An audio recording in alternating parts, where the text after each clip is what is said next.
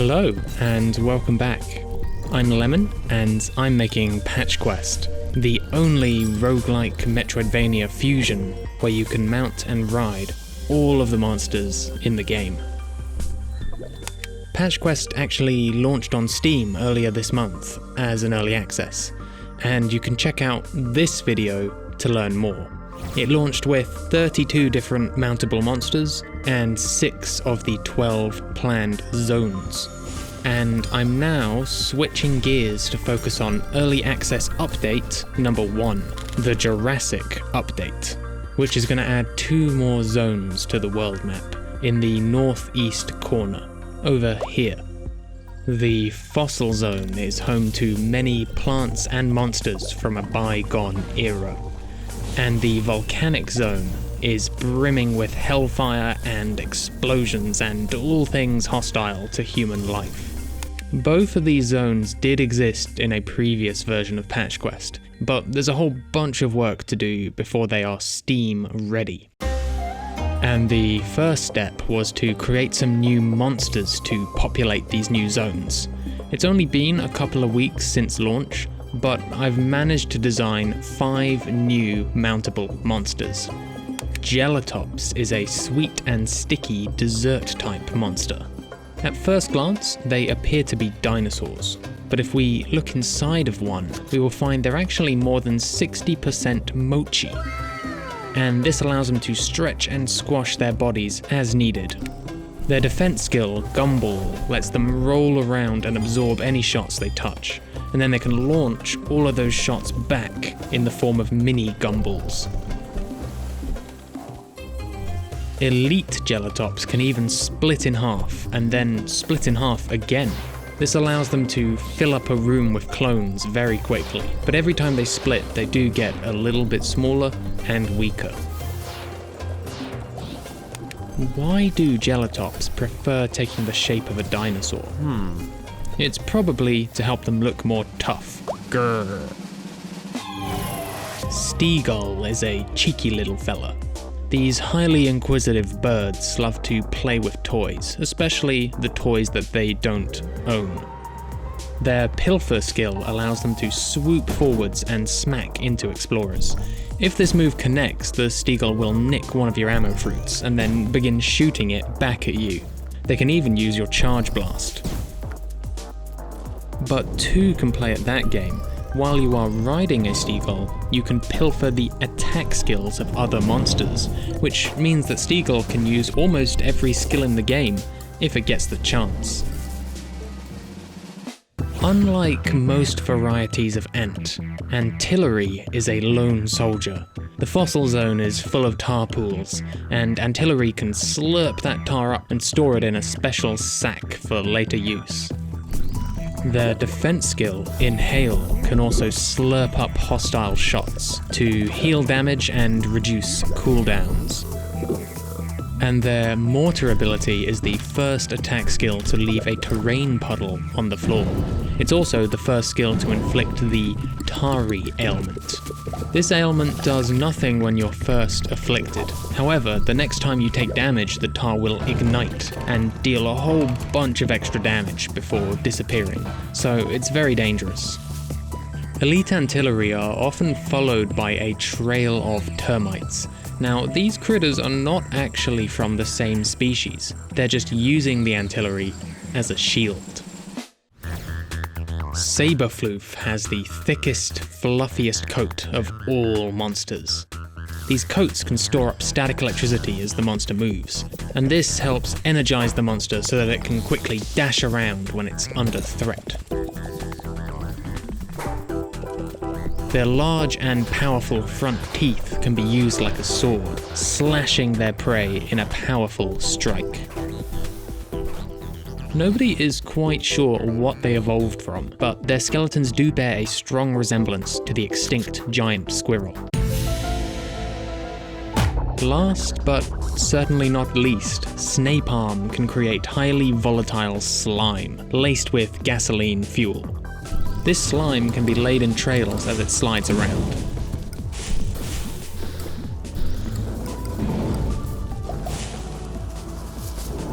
and thanks to some special vents on their shell, it can even be used as propellant. And so those are the 5 new monsters that I created this month. But I've also brought back 3 of the game's older monsters, Snowdo, Lunon, and Molem. These guys were cut from the Steam launch because they just didn't really have anywhere sensible to spawn, but I think they'll all fit very well into the fossil and volcanic zones, which means in total the game now has 8 new mounts. And I want to let you try them all out, but currently the map design for the new zones has not been finished. In fact, it's barely been started, and so they won't spawn in the game's default mode, which is why I've added a brand new tester mode, which you can access through the title menu. This mode creates a randomized sequence of 25 rooms that get harder over time, and these rooms will contain all of the content that I've created so far for the Jurassic update, including all of these mounts. When you get defeated, the mode will just reset, and then you'll get a different randomized sequence of rooms. If people enjoy this mode, I could probably expand it into some kind of endless dungeon crawl mode that works more like a traditional roguelike, so you could, gather perks and power-ups as you descend down floors, or something like that. So if you want to see an endless mode, do let me know in the comments. Now, since launch, I've received a whole bunch of feedback on the game's features and balance, and a few things in particular have come up pretty often. One of the perks, the Shepherd Net, allows you to tame and recruit swarms of small critters. These critters are too small to ride, because you just squish them, but they can be recruited to fight for you. However, they would only last for 1 room, and then they would get distracted and leave. But due to popular demand, I've now upgraded the Shepherd Net so that tamed critters will continue to follow you until they get defeated. And this makes it possible to build up some pretty big swarms. It's possible that this change has broken the game's balance in some areas, but it's also a load of fun to lead a battalion of critters around. So be sure to drop your feedback on this feature in the Discord server. Now, the Super Spritz was another frequently mentioned perk. Once unlocked, it lets you press both mount attack buttons at the same time to unleash a super skill, and this super skill is different for each monster species. Now, this perk was originally added to the game pretty quickly, in the same week as many other perks, and so I didn't have a lot of time to work on those super skills, and they ended up all being variations on the theme of firing a whole load of bullets at once. At the time, this was good enough, but it does mean that the super skills are all a little bit samey, and several players have asked for more variety. So I set aside a couple of days to add some new skill types.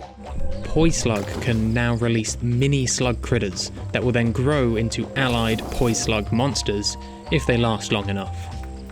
Clawtrus can curl into his shell and roll around. Whenever you bounce against a wall, you will fire a shockwave. Torrentoise can fire a powerful water blast into the air, which then falls back down as rain. Hypnoth and Galvangler both have the power to enter a frenzy, making them way more powerful for about 7 seconds. Kragnet can summon a pair of orbiting magnetic maces. Magelian can summon a posse of shadow clones. And Velostrich can almost completely stop time for a few moments while you zip around and shoot things. If you're already a Patch Quest Pro, you'll probably notice that these super moves are based on each monster's elite ability. In Patch Quest, the enemies are also your power-ups, which means that the game's mechanics need to apply equally to both the player and to the monster. I call this player-monster symmetry. So your defense skill and your attack skills are all symmetrical because they behave in pretty much the same way regardless of who's using them. But larger monsters like elites and king sizes also have an elite ability, which is a special move that only they can do. You can learn more about all of the elite abilities in Devlog episode 13, teaching old monsters new tricks. At the time, I wanted to make these elite abilities really unique and interesting, so that the player would have to adjust their strategies depending on the monster that they're fighting. But this came at the cost of symmetry, because some elite abilities just didn't really make sense, or wouldn't really be controllable, or would just be far too powerful as a player ability. But the super skills are now filling that gap. By reworking the elite abilities, making appropriate tweaks as needed, I can let you use little pieces of the elite monster toolkits, and the recently upgraded passive abilities can help with this too for some monsters. Not every monster has an upgraded elite ability just yet, but if people like these changes, then this is definitely a feature that I can return to. So I only had 2 weeks to work on this update instead of the usual month, so the changes are a little lighter than usual. However, I've still uploaded them to Steam for everyone to try out. As with any new changes, there's a chance that some bugs have slipped through, and I really don't want to let bugs onto the game's main Steam branch. So I've now set up a separate branch called the Experimental Beta. If you have PatchQuest in your Steam library, you can opt into this beta for free. All you have to do is right-click on PatchQuest and open the Properties menu. Then go to the Betas tab, and in the drop-down, select Experimental. There's a little field down here that says Enter Beta Access Codes, but that actually does nothing, so just ignore it. Thanks, Steam. I'm going to be updating this experimental beta very regularly, sometimes maybe even weekly. So far, it has the tester mode with all of the new monsters, and it also has the upgraded perks, and more updates are going to come as we move into June. Speaking of June, my plan for the next month is to lay down the world map for the new zones. So this whole corner of the map here is going to be filled with passageways and sub-habitats. Then, depending on how much time I have left, I will also start adding landmarks to the map. I'll probably need at least 2 months to fully finish the Jurassic update. And then, once all of the bugs appear to have been fixed, I will move it from the experimental branch over to the default branch.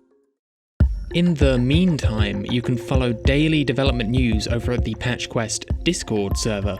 I live blog all of the developments as I create them. And I'll also be back soon with more YouTube videos, so be sure to crush that subscribe button in the palm of your hand. I'll put all of the links, including the link to get PatchQuest on Steam, in the oblong below. But that's all for now. And as always, thanks for watching.